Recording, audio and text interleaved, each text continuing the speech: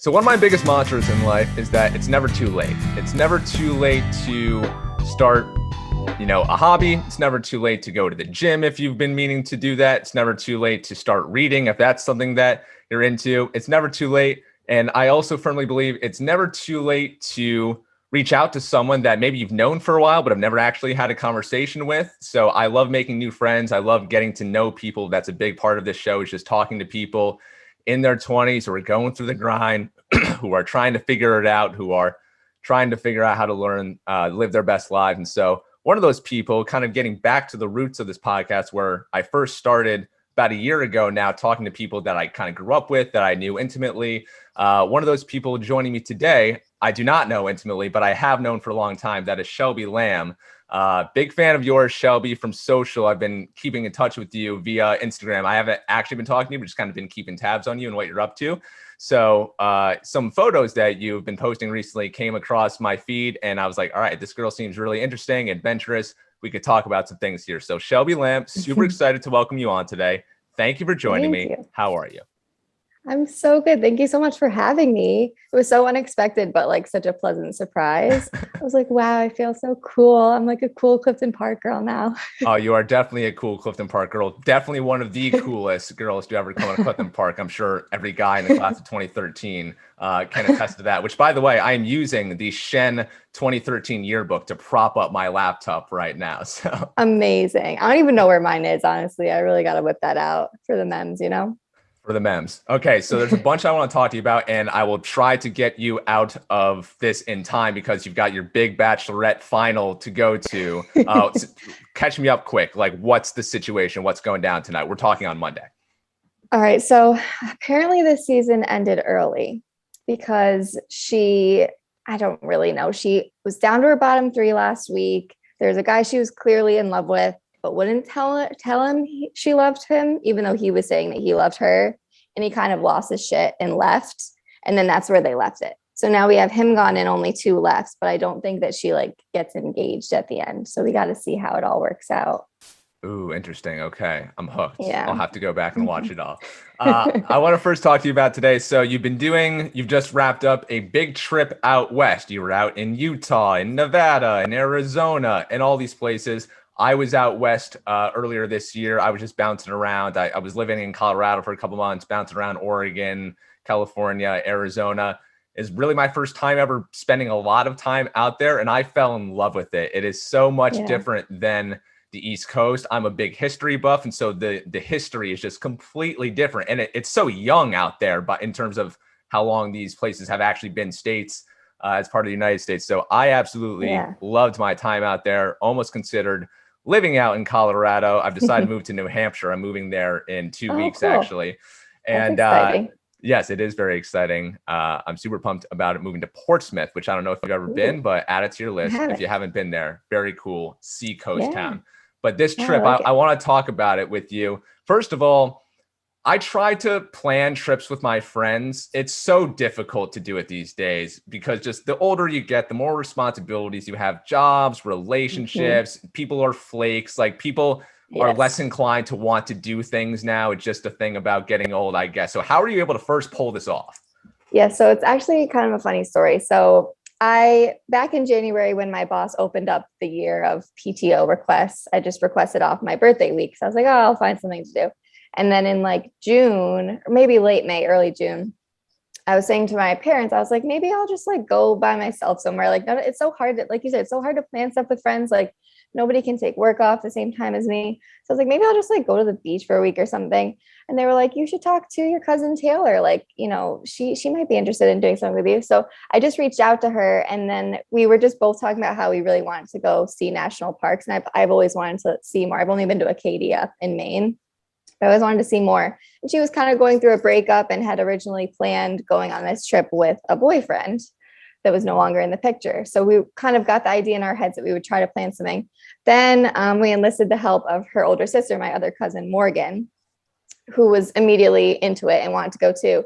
And within 24 hours of us coming up with this plan, Morgan had planned the entire trip. I was emailed an itinerary for the week of all the places we were going to go, and like the amount of time we would be in the car and all this stuff. I was like, this is insane. So it just all kind of fell into place perfectly, and it worked out so perfectly. I don't think anything like this will ever work out that well again.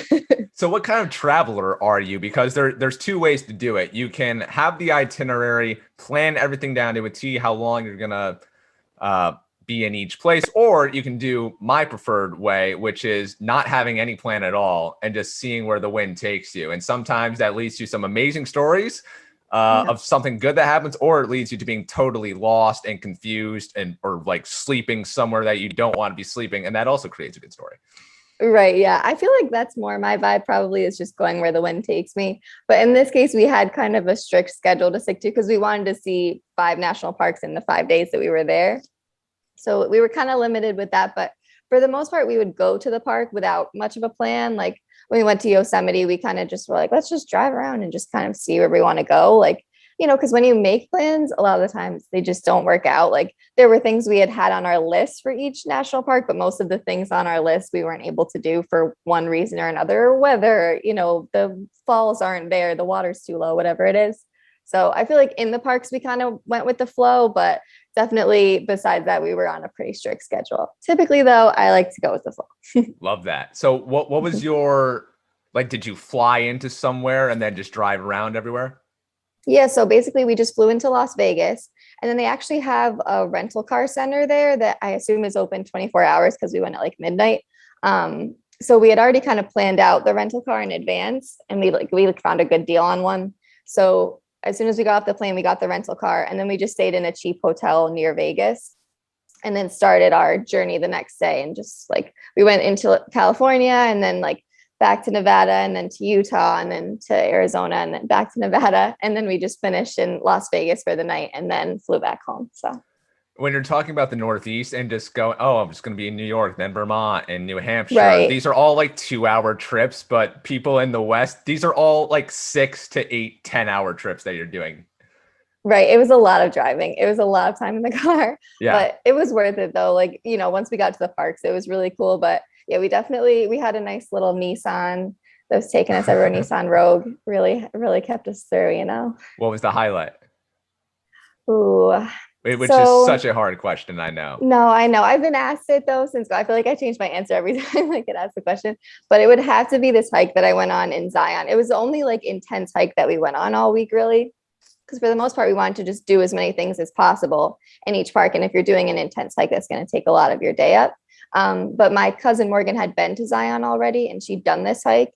And she said it was like the best thing she'd ever done. Like we had to do it. So it's called Angel's Landing.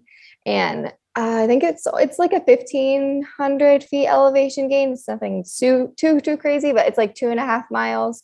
But the whole last I think the last half mile is pretty much rock climbing. Like there's these chains that you're holding on to get up to the top. So it was pretty intense. And I'm not really afraid of heights. Like I wasn't scared, but like physically it was pretty grueling for me. I don't do a ton of hiking. I want to start now. I feel kind of inspired to now, but I don't normally do a lot of it. So I was nervous about that. And then my cousin Taylor is afraid of heights. So she was afraid of that part. So my poor cousin Morgan is like just having to like encourage us the whole time.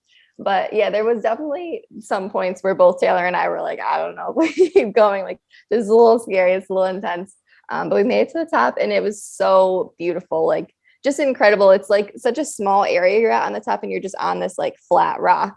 And it's like, if you go like a little bit one way or the other, like you're dead. So yeah, that's my family. Every time I go out on a hike, my mom makes me send her the address, like the mountain of where I'm going. Cause she is so convinced. She reads all these stories about, oh, hiker falls to death, taking selfie on top of mountain.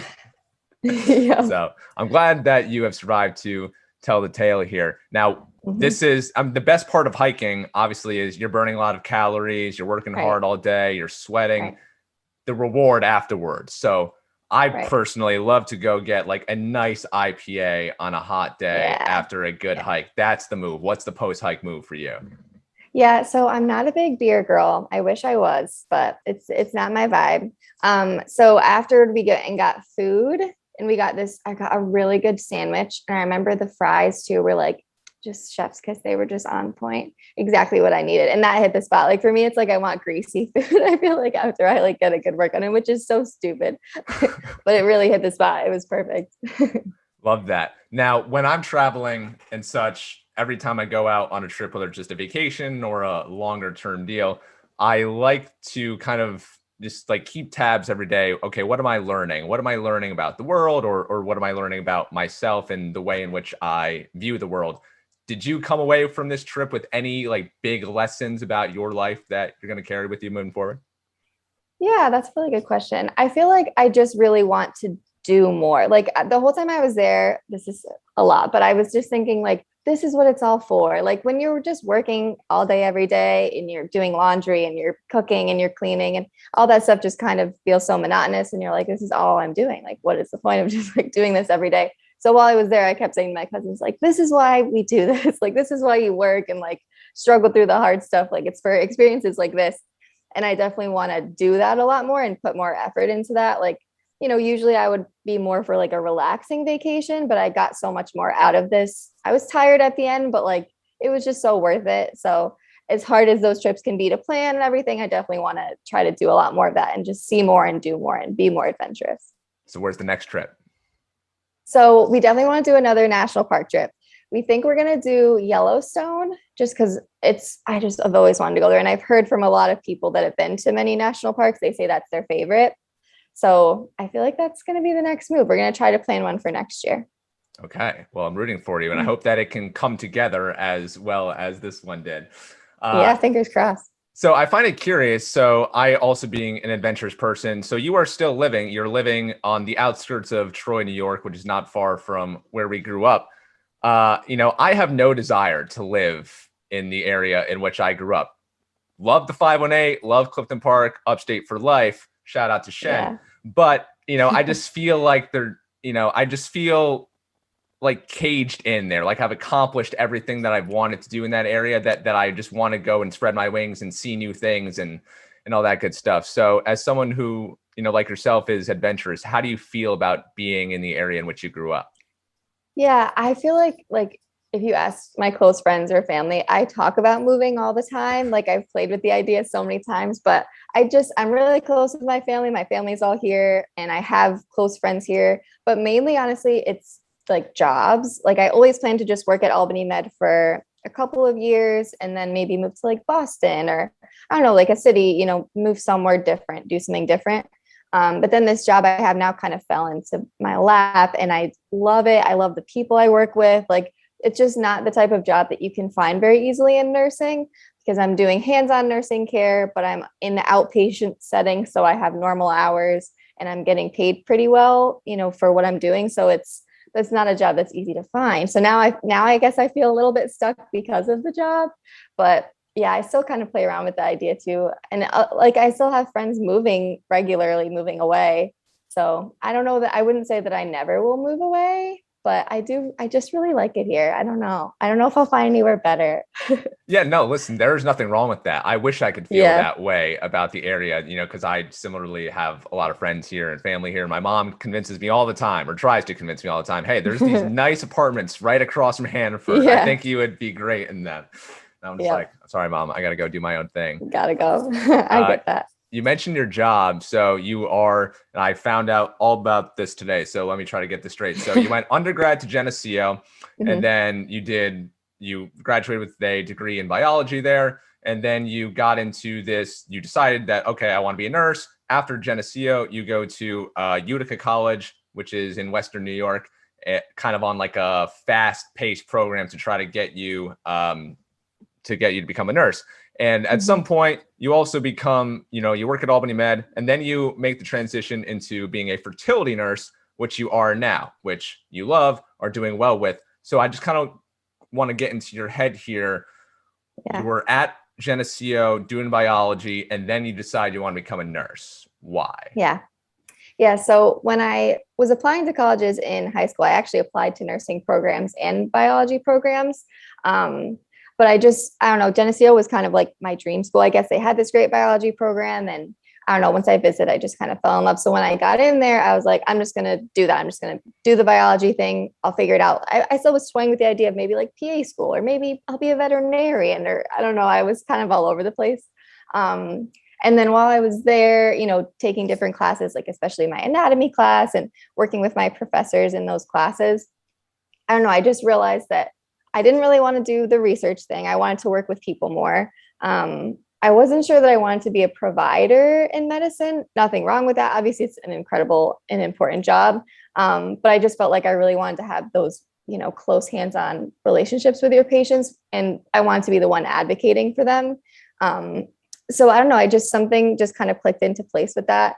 And I was like, that's what I'm going to do. I'm going to be a nurse. Like, I think that's the right move for me. It feels right. And then I, started doing some shadowing and stuff like that in the hospital setting with nurses. And I was like, yep, this is what I want to do. Like, they just care so much and work so hard, and they're all such rock stars. And I don't know, I was just like, I want to be that. I want to do that. That's what I did. So how'd you land on fertility nurse? So when I was in nursing school, I already kind of had my heart set on pediatrics. But then when I did my labor and delivery clinical, I was like, wow, like women's health is really fascinating. Like, this is really cool. Like, I just didn't know that much about it really. And when I was applying to jobs, I was planning to apply to both like labor and delivery floors and pediatric floors. So when you go out of nursing school, you have to start in the hospital. You have to start on floors. And then when I got a pediatrics job, I was like, this is great. I'm lucky to be getting a job like that. It's usually hard to get jobs in that field right out of school. And then while I was in pediatrics, I realized I love kids. Like, I love working with kids, but I felt like I maybe wanted to work with adults. Like, sometimes you do feel like you're kind of going a little crazy when you're doing like baby talk all day, or like just spending a half an hour trying to convince someone to take their medicine. Like, I was going a little crazy. So I was like starting to play with the idea of women's health again and thinking more about that. And I was like, maybe I'll go to a labor and delivery floor, see what I can do, not thinking I would be able to get an outpatient job. But then my friend that I had previously worked with there had this job at a fertility clinic. And she just texted me when they had a job opening and was like, you should just come check it out and shadow us and see. And yeah, the rest is history.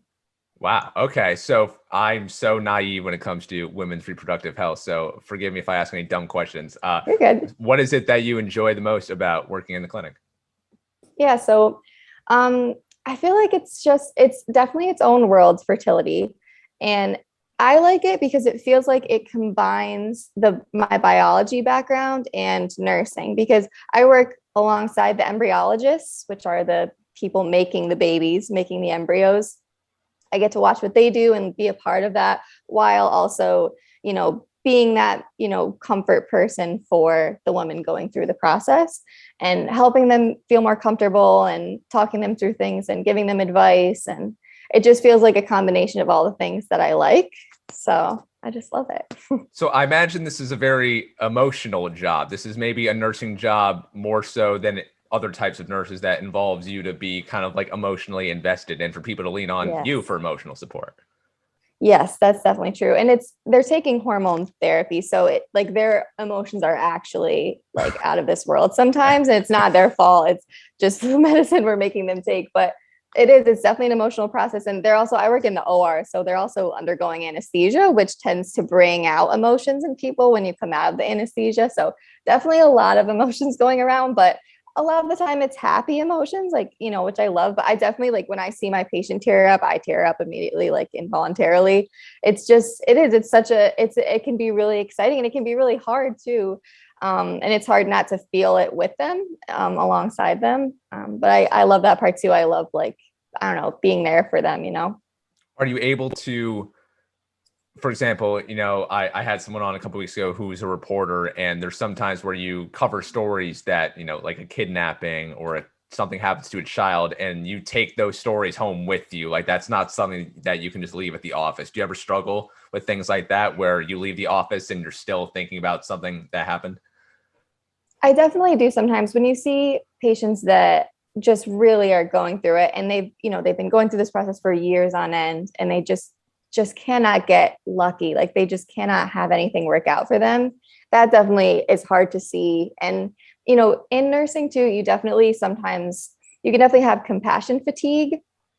And I felt that way when I was in pediatrics. Like I was just seeing so much sadness constantly 24/7 and was bringing all of it home with me that it was like weighing me down, that I felt like I almost couldn't be compassionate anymore. So at this point, I feel like it's a healthy amount. Like, yes, I bring it home with me sometimes, but I feel like I am still able to kind of take a step back and keep myself a little bit more separated from it, which is better for my own mental health. So definitely bring it home with me, but not as much as I used to. Love to hear that. So Yeah. obviously modern medicine, changes by the day. It's getting more innovative as we go on. So what are some of the biggest innovations happening right now in fertility that we should know about? Yeah, that's a good question. So something that our clinic does that I don't think many other clinics do. I don't know that much about what other clinics do, but I think we're one of the only ones that do. It's something called PGT. So it's pre-implantation genetic testing. So patients do have to pay extra for this, but it's able to basically tell you if any of the embryos have a chromosomal abnormality that would, not allow it to ever become a baby.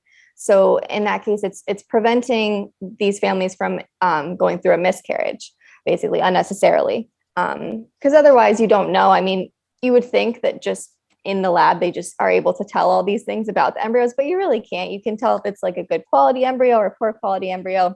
But this genetic testing is able to tell you if it even has a chance at, leading to a successful pregnancy. So I think that's pretty fascinating. It is newer. It's sometimes kind of scary to think about because it's like, what's next? Like, are we going to test for other things? Or like, I don't know, like, are people going to start choosing the eye color of their babies or hair color of their, you know what I mean? It's like, where are we going? But for the most part, I think it's really cool and interesting. And it's obviously great to be able to prevent, a family from going through something so horrible. So pretty Yeah. cool. Has any of this changed your own feelings about, and like, forgive me for being invasive here, I have no idea what You're good. what your reproductive plans are in the future, but You're has good. any of this affected how you think about your own future? So I feel like it's hard being around women that are like trying so hard to have babies. And sometimes some of my patients are really young unexpectedly and are having, problems getting pregnant. So it definitely makes me not want to wait too long. Like I always sort of pictured myself doing it way down the road, but now I'm like, oh God, like after 35, it really gets really hard for people. I'm like, I feel like I have a ticking clock now. But I try to not think about it too much. Like everything will work out. It's okay. I've always wanted to have kids. So, I still do. It hasn't changed that. But I definitely try to keep myself a little bit separated from that. However, it has definitely taught me, because this is something I didn't know before working here, not to ask people if they're like a couple that gets married. You're like, oh, when are you going to have babies? Or, when are you going to start? Like people ask that. That's a normal thing to ask, but that can be really triggering for people. And I just didn't realize how many people were going through, these struggles. So it's definitely taught me to be more mindful about that topic too, which I Yeah. never knew before. Yeah, no, that's a really good point. I think, people don't go around bragging about, conception issues or anything like that. So I'm curious, do you have Right. any data on just how common it is for people to have difficulties conceiving? Like, how is it more common than we think it is? It's definitely more common than we think it is. I don't remember off the top of my head the statistics, but I do know that more often than we think, it's actually a male factor in fertility, which is interesting. And a lot of that is actually like lifestyle related, like alcohol, drugs, the food you eat, things like that can have a really major effect on that actually, which I didn't know at all. And I just feel like it's something infertility, you hear infertility and you immediately assume that we're talking about a woman, but that's not really the case. But yeah, it is definitely in general more common than I ever thought it would be. But yeah. Okay, so now you got me freaking out. As a man here, what are some of the most important things I can do right now to make sure that I'm good whenever, if ever, because I like at this present moment, I have no interest in ever having kids, but I imagine that will change at some point. I get that. Yeah. I mean, I think there are changes that you can make like right around when you're starting to have kids. It's not something you have to make in advance, but it is really just living a healthier life, like being active and eating healthy. And the big one is alcohol and smoking, cigarettes. Those are really big ones that if the man is able to quit smoking, quit drinking, it can make a really big difference. So I would say those are probably the biggest two. Okay. I feel like I'm good. I don't You're smoke like, okay. cigs and I eat a lot of Yeah, oatmeal. So I think that covers me. there you go. I think you're good. So why have you been having kids on the back burner? Because you make it sound like it's something that like is way down the line. Why exactly? Yeah, so I feel mentally 19 years old still. Like I don't feel Dude, like I'm 26. I feel this. Right. So it still feels to me like a very far away idea. But I guess now there's a lot more people my age having kids and everything. And that is kind of like a scary thing. Like, oh yeah, that is something that probably isn't that far away, I guess. But it's still, I don't know. I don't have a boyfriend or anything. I'm not even like my clients ask me this all the time. They're like, oh, do you have any kids? Or, what's your situation? And I'm always like, I don't even have a boyfriend. I got a few steps to reach before that. So I guess it just feels far away for that reason. But I definitely want them, hopefully in the future. Can you imagine right now just taking care of another human being? No, I no, cannot do that. You're 26, I'm 25. Like my taking care of myself, as I'm sure yep, you can probably relate, is enough of a responsibility. I want to get a dog, but then I think about, all right, well, I want to go out I know. west for a week. I got to figure out what to do with the dog. I have to pay someone, I have to Exactly. hire someone. I'm going to be worrying about the dog. Like, not just a dog, not another human being. I can't imagine. Exactly. And the people our age that are out here having kids, I have no idea Right. how they're doing it. I can't even fathom that at this stage in my life. Like I have absolutely like no idea how I could possibly take care of another human being. And say I also want to get a dog at some point. I've been thinking about that a lot too. And that scares me. Like not Yeah. even just the all the lifestyle changes and stuff, but it's just like I'm responsible for this life. Like I am their sole like caretaker. Like that's really Yeah. scary. Like, it's a lot of responsibility. And I know some of my friends with dogs, it's a big financial burden too. Like they're taking them to the vet all the time. Like every visit to the vet is so expensive. Like it's a lot. Yeah, for sure. Now, so you mentioned you don't have a boyfriend, that you were considering going out on this solo trip. So I'm just curious, like, how well do you do being alone? Yeah, so I actually really value my alone time. I'm definitely Love very that. comfortable being Let's go. alone. Yeah, I really like it. And I definitely have like a battery, a social battery, and it runs out pretty quickly and I need like alone time to recover. I feel like I like having a roommate because you have company when you need it, but you also can go be in your room and be by yourself when you need it, which I think is perfect. So I like do things alone. Like I go to the movie theater alone. Like I'll go get lunch alone. Like I have no problem being alone. Wow. Gosh, I absolutely love this. You just summed up my life there, because I also have a social battery, because I feel like I need a certain amount of time alone so that when I am actually with people, which is a blessing, which I'm grateful for when that happens, that I can Right. actually be me. But if I'm Yes.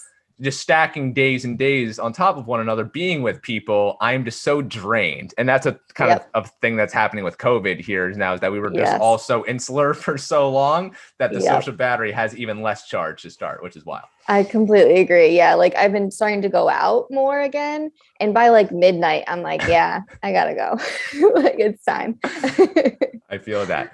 So, Yeah. so you go to the movie theaters alone, you eat lunch alone, you love Mhm. reading alone as well, which is I do. also a solitary activity. So I want to talk to you about reading, because I had no idea that this was a big interest of yours, Shelby. So as I was Really. scrolling on Instagram, seeing your cool travel pics, link in the bio to your other Instagram account, Shell's Bookstagram, which I had no idea bookstagrams were a thing here. It sure is. I didn't know book Instagram was popping off. So I'm excited to talk to you about book Instagram. This love of reading. When did you first develop it?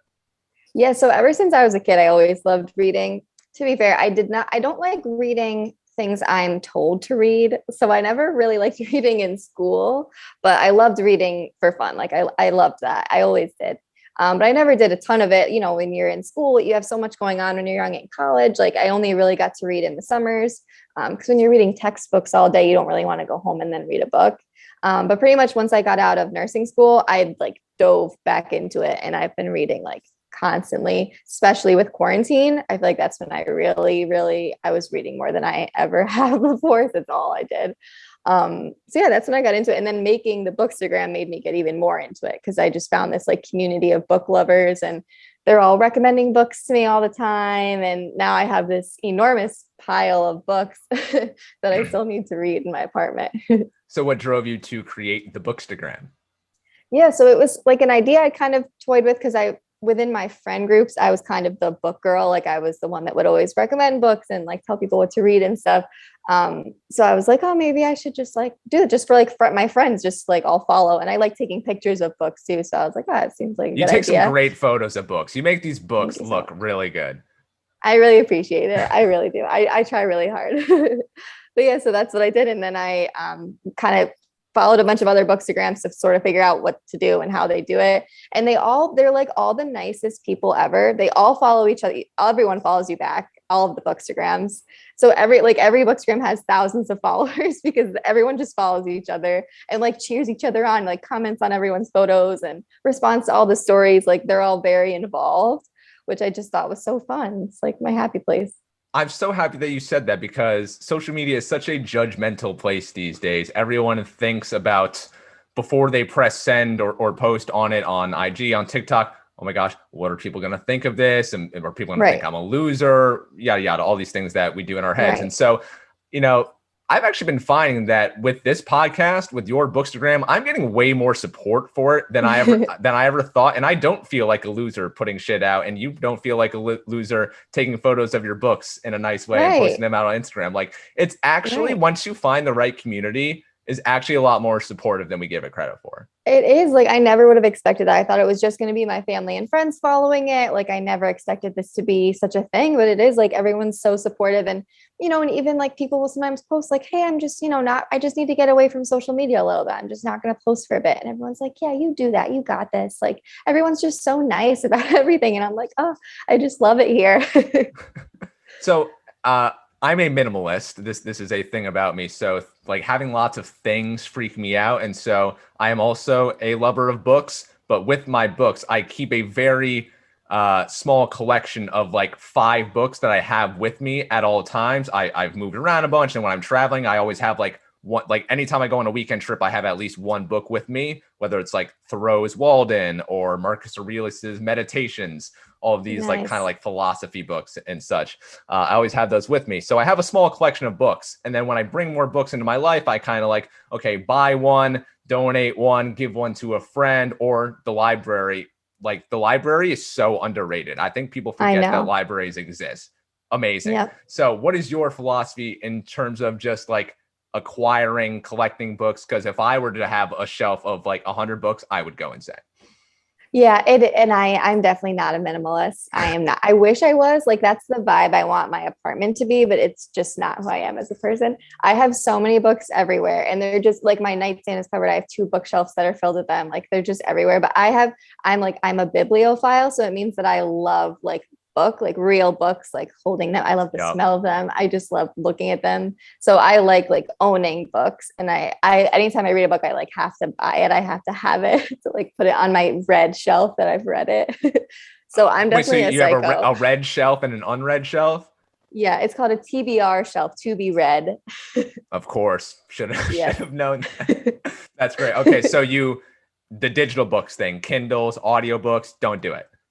I'm not into it. I like the feel of the pages. And there's just something satisfying too about like, oh wow, I just read this much of a book. Like that's so impressive. There's just something more satisfying about it for me.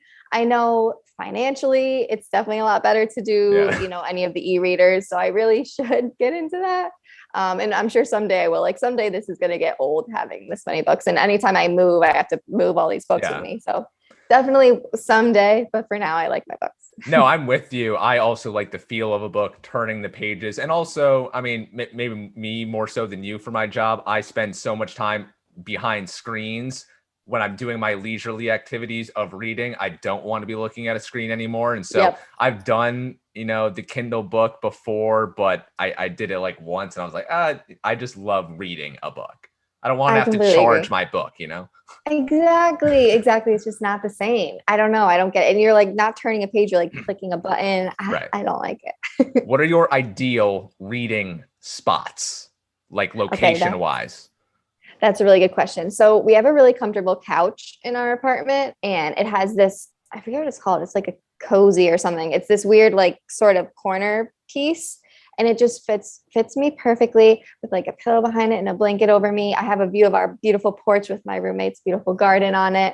That's my perfect spot for reading. I love it. Anything else with you? Like, is there some music in the background? Do you have a beverage of some kind? Yeah, I love tea. I love drinking tea while I read. And I don't like silence a lot at all. So I'll either put like a random show on in the background, really low volume, like The Office, something I've seen a million times. Or I actually do kind of like listening to classical music. Like I used to listen to that when I studied in school. So sometimes when I'm reading, I like to do that too, because I do feel like it helps me focus on what I'm reading. So sometimes I listen to that too. So how do you stay focused while reading? Because today, and I know so many people who say that they want to get into reading, but something always pops up. There's always an excuse. There's a distraction. I mean, we have a million distractions right here at our fingertips all the Yep. time. So how do you make sure that you just lock in? I have to just put my phone elsewhere. I like put it on silent or whatever, just tuck it away. And I usually will just say like, I can't look at anything or do anything until I finish this chapter. Like that's kind of how I do it. I can take a break after the chapter if I want to check my phone, but I try to really like use that as my time to stay off of my phone if I can, and just like separate from it. That's why it's great to do before bed, because then I'm not like doing the phone thing before bed and then staying up later. So I feel like that's the best thing for me. But otherwise, I feel like you just have to dedicate time to do it. You just have to say, this is my time to read. I'm not going to do anything else. I'm not going to watch TV. I'm not going to eat. I'm just going to read.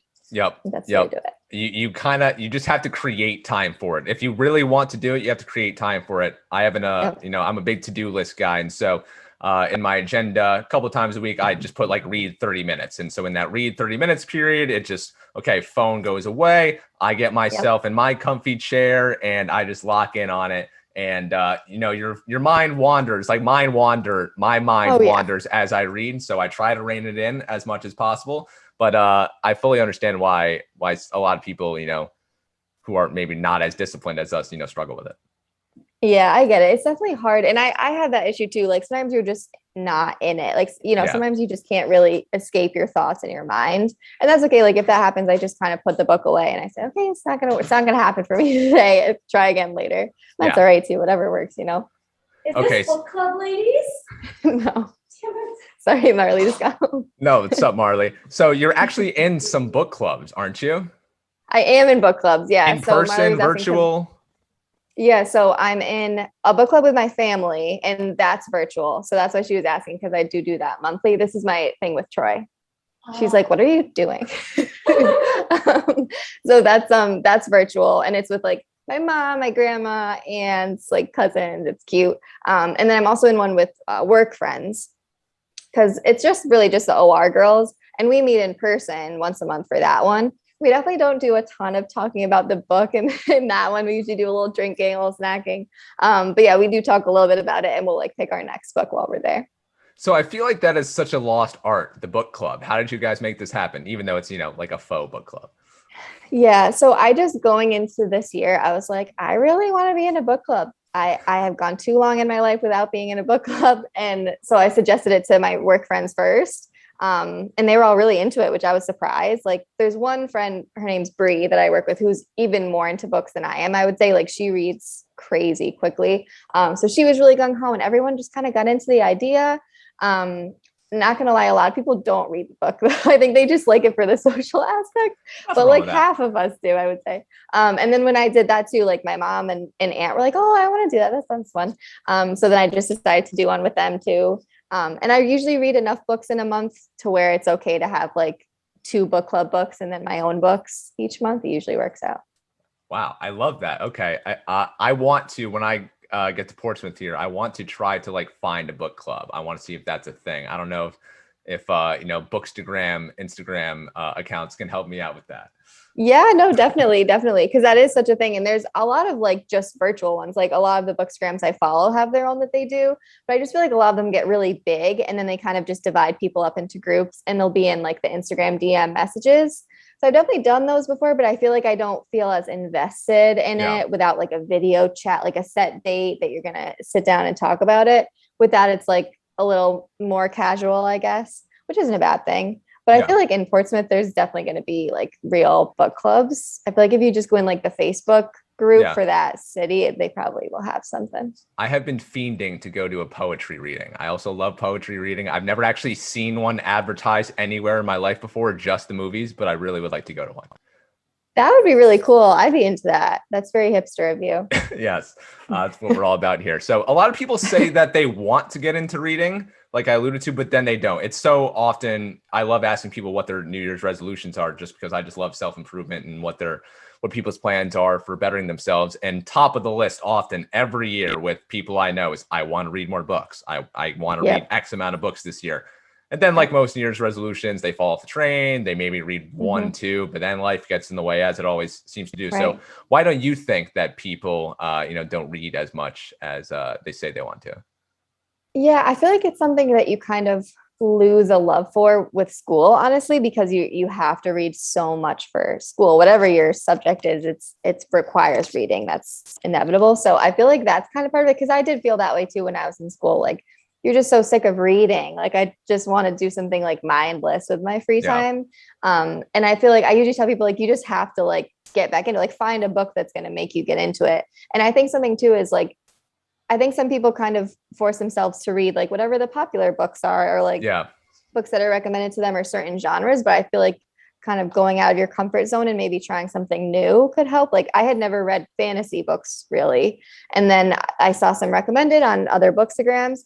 And I'm like so into it, and it's my favorite genre. I feel like it's the best way to really escape and really like get into it, because it's just this whole other world. So, I think just trying something new can really help people get into it. But I think that's a little scary to do. So I get that. Yeah, well, we're about to give some book recommendations here. I've asked you to prepare a little list. I have as well 3 books that were all about self-improvement on this podcast, 3 books that people in their 20s should be reading right now. So Shelby, you're the guest on the podcast. Ladies first. Give me one book rec, then I'll tell you mine and we'll trade off. All right, perfect. So my first one is a memoir.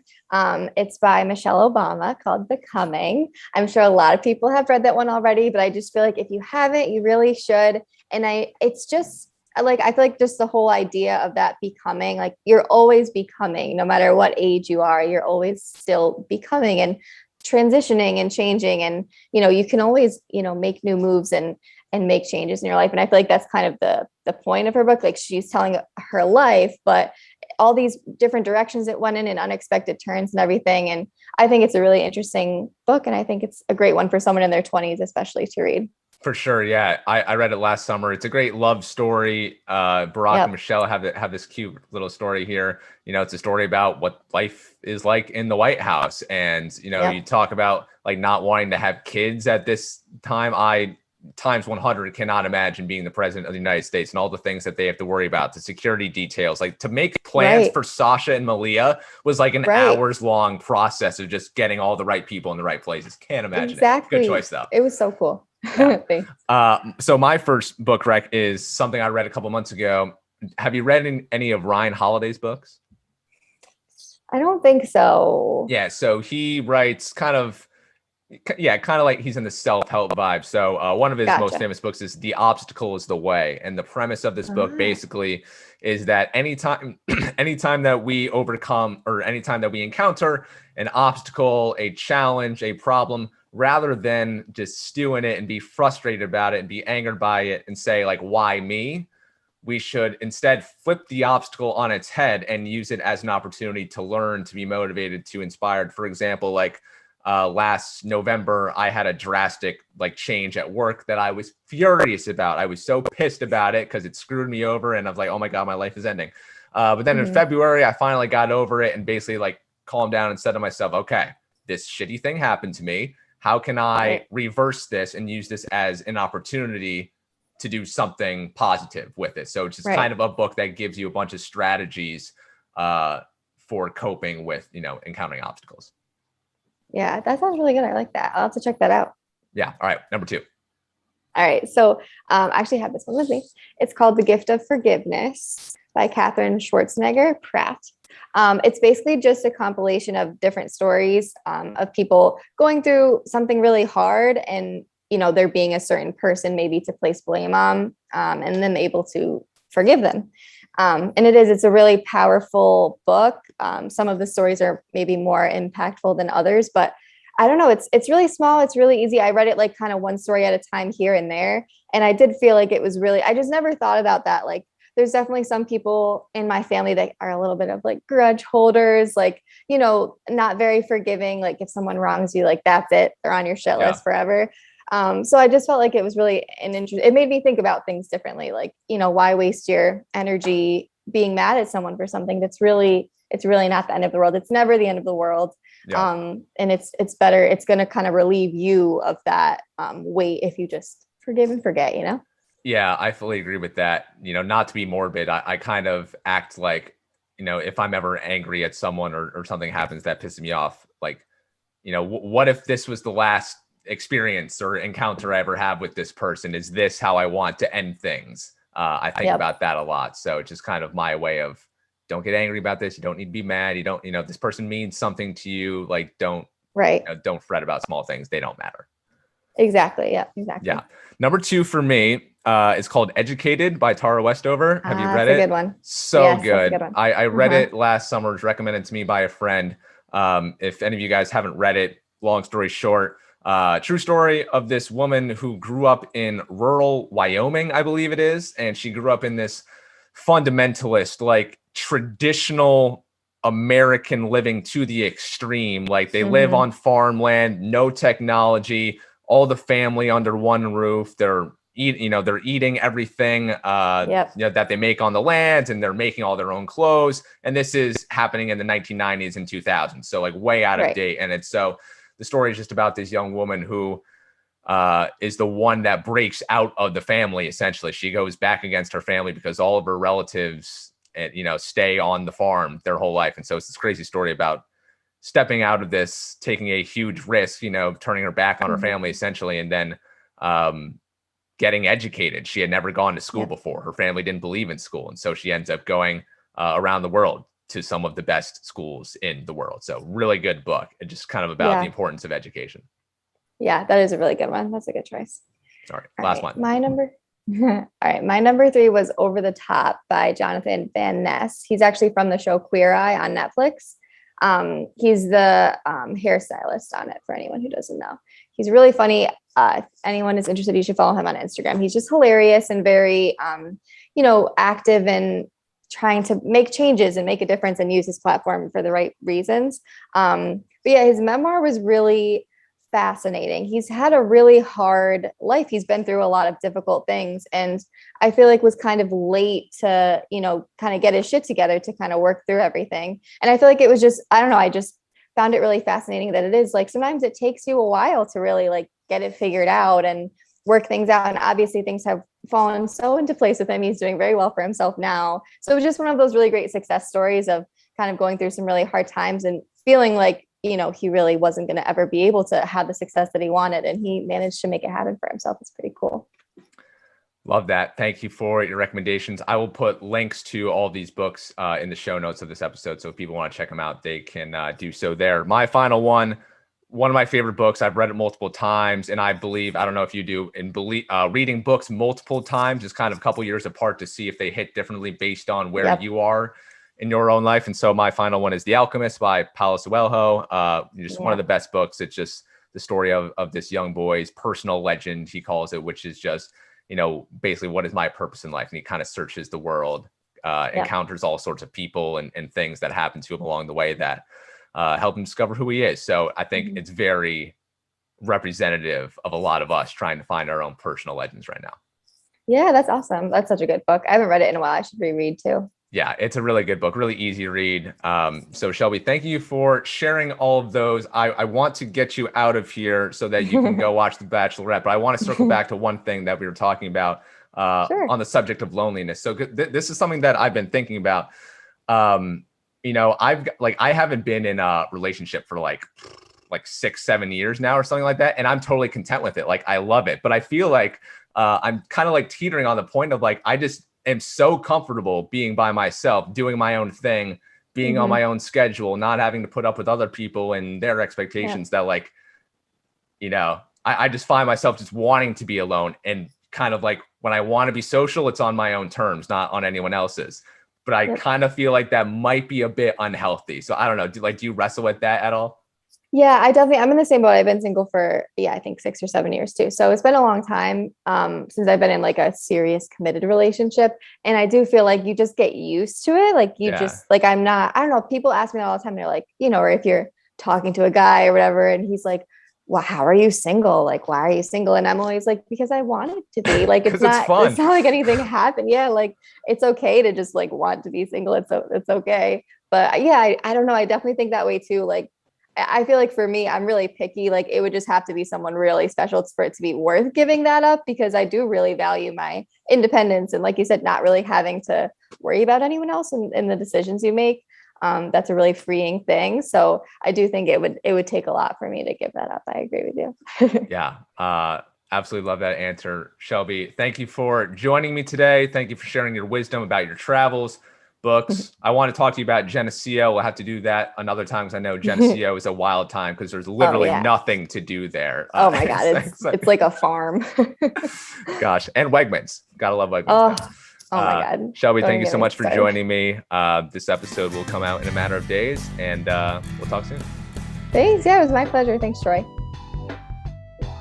Thank you for watching today's episode of The Troy Farkas Show. If you would like more from me and my guests, head on over to thetroyfarkasshow.com for more podcasts, blogs, and videos. Be sure to drop a like on YouTube. You can subscribe to my channel. You can follow the show wherever you get your podcasts, and leave us a review on Apple Podcasts. We would really appreciate it.